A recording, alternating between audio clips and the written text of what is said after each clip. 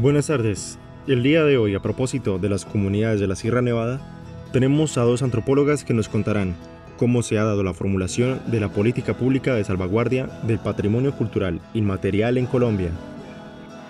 Buenas tardes, es para mí un placer estar acá el día de hoy para contarles un poco sobre el funcionamiento de la política pública de protección del patrimonio cultural inmaterial en Colombia, la cual, para empezar, esta política pública fue diseñada en el marco del reconocimiento y respeto por la diversidad étnica y cultural de la nación.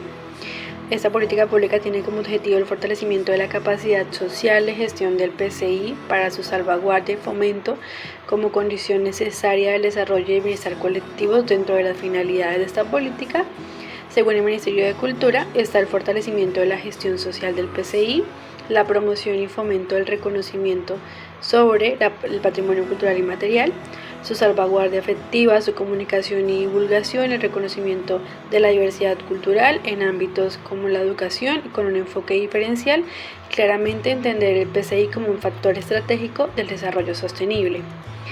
Adicional a esto, dentro de las consideraciones de la política pública de salvaguardia del PCI está contemplado en su desarrollo como patrimonio cultural inmaterial los siguientes elementos, como algunos de los cuales, ya que son bastantes, es la organización social, artes populares, actos festivos y lúdicos, eventos religiosos tradicionales de carácter colectivo y la cultura culinaria. Bueno, y a partir de esto, ¿cuál es la finalidad de la política pública de salvaguardia del PCI? Bueno, de acuerdo con todo esto, entendemos que el objeto último de la política del PCI es el de propender a la conservación del sentimiento de identidad cultural y garantizar la continuidad general de este por medio de salvaguardar la cultura inmaterial que se encuentra en los saberes de las comunidades de Colombia. Para que esta política pública sea posible es fundamental el papel de instituciones involucradas como el Congreso de la República, la Corte Constitucional y aún más específicamente la Dirección de Patrimonio del Ministerio de Cultura, el DNP, el Ministerio del Interior y el Ministerio de Protección Social, específicamente la Oficina de Asuntos Étnicos y de Género.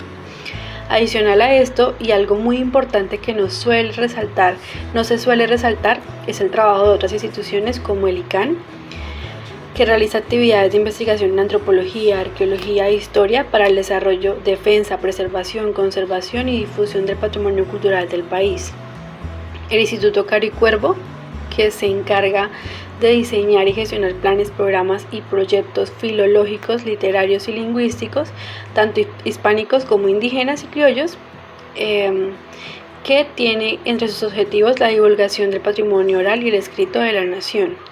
El Archivo General de la Nación, que ayuda a formular, orientar y controlar la política archivística, coordinar el Sistema Nacional de Archivos y recuperar, conservar y difundir el acervo documental del país. Y finalmente tenemos el Museo Nacional, cuya misión es la de conservar y divulgar los testimonios representativos de los valores culturales de la nación. Muchas gracias por la información tan completa. Ahora, el público quiere saber cómo se está entendiendo desde esta política pública conceptos tan importantes como el de patrimonio cultural inmaterial, identidad y, por supuesto, cultura. Claro que sí, en el desarrollo de esta política pública se han enmarcado estas nociones de la siguiente manera. El PCI, o Patrimonio Cultural Inmaterial, está constituido por los usos, representaciones, expresiones, conocimientos y técnicas, junto con los instrumentos, objetos, artefactos y espacios culturales que le son inherentes, que las comunidades, los grupos y en algunos casos los individuos reconocen como parte integrante de su patrimonio cultural. La cultura se está entendiendo como el conjunto de rasgos distintivos espirituales, materiales, intelectuales y emocionales que caracterizan a los grupos humanos y comprende más allá de las artes y las letras, modos de vida, derechos humanos, sistemas de valores, tradiciones y creencias. Y finalmente la identidad. Esta política pública la está entendiendo como el conjunto de rasgos y manifestaciones materiales e inmateriales que le permiten a una comunidad o colectividad y a las personas asumirse como pertenecientes a una colectividad, a perpetuarse como tal y a diferenciarse de otras. Maravilloso, pero me queda una duda. ¿Cómo se llega a la consolidación de esta política pública? ¿Y qué sucesos hicieron posible llegar a esto? Un poco a manera de recuento histórico. Bueno, supongo que me tocó la parte aburrida del asunto. Colombia ingresó a la UNESCO el 31 de octubre de 1947 y firmó la Convención sobre el Patrimonio Mundial el 24 de mayo de 1983. El interés surgió en Colombia por la cultura inmaterial y esto generó medidas legales orientadas a su protección y fomento. De allí se crean diversas leyes. Por ejemplo, tenemos la Ley 397 de 1997, por la cual se desarrollan los artículos 70 y 71, 72 y demás artículos de la Constitución Política, y se dictan normas sobre patrimonio cultural. Y de allí también se crea el Ministerio de Cultura. Esta ley tiene principios fundamentales y definiciones importantes, pero a grandes rasgos se entiende la cultura en sus diversas manifestaciones, espirituales, materiales, intelectuales, emocionales, que caracterizan a los grupos humanos y que comprende más allá de las artes y las letras, modos de vida, desarrollos humanos, entre otros. Y esto fundamenta la nación y la actividad propia de una sociedad colombiana. Difícil imaginarse todas las implicaciones que hay detrás de la formulación de una política pública, ¿no? Como esta, digo. Pero como bien dice mi abuela, del dicho al hecho hay mucho trecho. Quisiera saber cómo ha sido esto para las comunidades de la Sierra Nevada de Santa Marta, para poner un ejemplo. Bueno, el caso de la Sierra Nevada es un caso particular, ya que la sierra fue declarada por la UNESCO como Reserva de la Biosfera y como Patrimonio de la Humanidad en 1979, puesto que allí se encuentran innumerables formas de vida y es un territorio ancestral de 4 grandes comunidades: los Cowis, los Arhuacos, los Wiwas y los Cancuamos.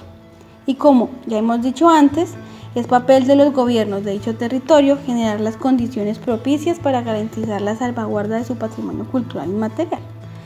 Pero, como un gran antropólogo decía, el concepto de cultura es uno de los más controvertidos y polémicos, señalando que es un concepto que debe ser potenciado a través del uso de un sistema de dimensiones temporales y espaciales. Esto a propósito de que es todo un reto, que una política pública ponga en consonancia lo que el Estado considera que se necesita en los territorios y lo que las comunidades realmente necesitan. A grandes rasgos, se intentará responder a generalidades que dejan de lado muchos de los aspectos de algo tan complejo como el patrimonio cultural inmaterial de las comunidades, que no es cualquier cosa. Es decir, los gobiernos de las comunidades indígenas, que están a propósito de la ratificación de su autonomía, se han convertido en agentes del sector cultural junto con otras entidades, como lo son algunos ministerios que los obligan a estar en diálogo con otros sectores privados y con la ciudadanía de este sector. No tiene la exclusividad ni el monopolio de la cultura, para concertar entre los pueblos indígenas y el Estado colombiano para la toma de decisiones administrativas o legislativas que los pueden afectar.